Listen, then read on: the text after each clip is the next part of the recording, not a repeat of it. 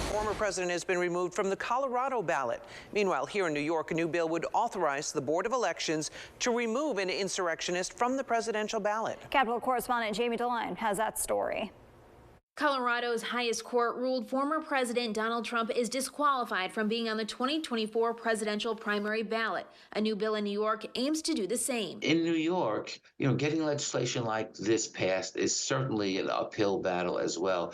But to me, it's a matter of doing the right thing. Legislation sponsored by New York State Assemblyman Jeffrey Dinowitz, a Democrat, would authorize the Board of Elections or the Attorney General in the case of a deadlock to remove an insurrectionist from the presidential ballot. The Constitution is very clear. The 14th Amendment, third section, talks about people who commit insurrection from not being able to run for office. Colorado Supreme Court argued former President Donald Trump engaged in an insurrection on January 6, 2021. However, Trump said on Truth Social, quote, "I am not an insurrectionist." Senate Minority Leader Rob Orr released a statement saying, quote, "Whether you like Donald Trump or hate him, the right to approve or disapprove of candidates should lie solely with the voters. The only real threat to democracy is the continued poisoning of our judicial process by power-hungry politicians and activist judges." I asked Assemblyman Dinowitz if he thought it would be a conflict of interest if the Attorney General were to remove Trump from the ballot since her office is suing him. The court cases, I should say, aren't